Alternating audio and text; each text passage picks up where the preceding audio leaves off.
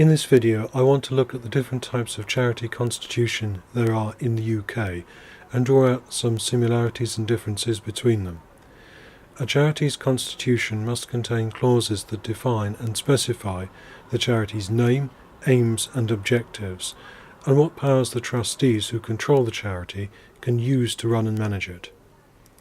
A charity's charitable purposes for which it was founded are those that legally define it as being a charity as distinct from any other kind of organisation. These charitable purposes are the combined effect of the clauses in a charity's constitution that deal with its name, its reason for its existence, which are its objects, and its aims, together with the clauses that define legally how the charity must be operated in order to meet the requirements of achieving its specified charitable purposes. The charity's name has to reflect the charitable activities of the charity and its charitable status, such as the Royal Society for the Protection of Birds, or Age Concern, for example. The charitable objects in a charity's constitution define what the organisation is in business to do, and the charity's aims form a kind of mission statement for the charity by means of a statement of how the charity will set about achieving its objectives. The document must also specify what powers the trustees have in order to do this, and what they have to do in the event of the charity being closed down, that is, wound up.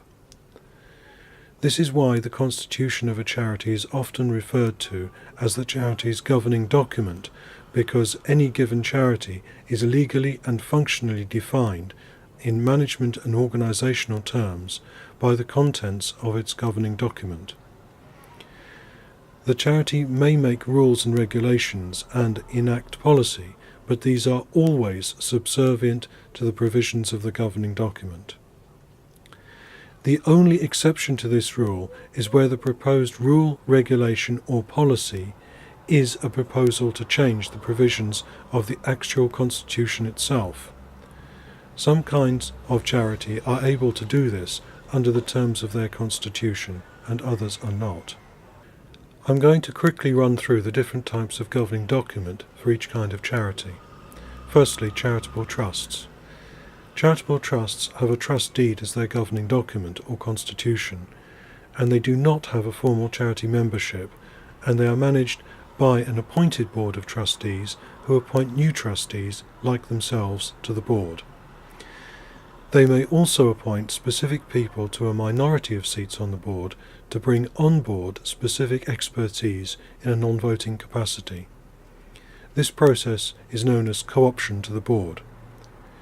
Generally speaking, charitable trusts cannot change the provisions of their trust deed, and this must be done in partnership between the charity concerned and the Charity Commission, as the Commission has special legal powers as the UK charity regulator. The Commission has the right of veto over any proposed changes. Secondly, charitable unincorporated associations. Charitable unincorporated associations or voluntary organisations have a constitution as their governing document. They do have a formal charity membership who elect their board of trustees, which may also be the same as or overlap with their management committee. They may also appoint the minority of trustees for special reasons, like bringing on board specific people with specific expertise, via co-opting them to voting or non-voting seats on the board or management committee. Their constitutions spell out if there is any difference between the full role and powers of trustees and a non-voting position on the management committee. Charitable unincorporated associations can usually change the provisions of their constitutions themselves, but the changes must be approved by the Charity Commission before they come into effect. The way this is done and the procedures to be used are set out in the Constitution. Thirdly, friendly societies. Friendly societies also have a constitution as their governing document, and they may have a formal charity membership, but the way the trustee board is elected or appointed will depend on the specific terms of the individual friendly society's constitution.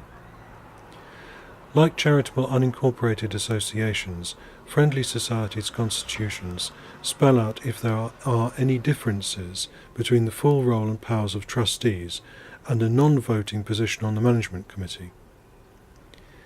They may also appoint specific people to a minority of seats on the board to bring on board specific expertise in a voting or non-voting capacity through co-opting them. Friendly societies may or may not be able to change their constitution themselves, or they may have to do so in partnership with the Charity Commission. It all depends on the specific terms of the constitution of the individual friendly society. Lastly, charitable companies. Charitable companies have a memoranda and articles of association as their constitution or governing document. They do have a formal charity membership, and members of the charity are also members of the company who elect the majority of trustees, who are also the company directors of the charitable company. They may also appoint the minority of trustee directors to the board in a voting or non-voting capacity through co-option. Charitable companies can change their memoranda and articles of association themselves, but the changes must be consistent with the charitable status of the charity and be consistent with company law. Any proposed changes must be approved by the Charity Commission before they come into effect. This situation is similar to, but more complicated than the case of the Charitable Unincorporated Association, and the way in which changes are made to the memoranda and articles of association are set out in the memoranda and articles themselves. Not all charitable companies have the necessary clauses in their governing document for this purpose, and where this is the case, the Charity Commission must be involved. I want to make three final and very important points which are common to all kinds of charity governing documents. These begin with the fact that a charity's governing document will specify the length of time a trustee or trustee director will serve in office, and if they can be re-elected or appointed for another term of office, as well as the procedures used for doing this. Secondly, the provisions of charity governing documents usually stipulate that a trustee or trustee director is able to be re-elected or reappointed, and by extension re-co-opted, so that the same group of people may be effectively in office, forming a self-perpetuating clique. The third point is just as important as the other two, as it relates to the fact that the majority of charity governing documents specify that a co-optee trustee or trustee director will only serve a reduced period in office compared to one who is elected or appointed.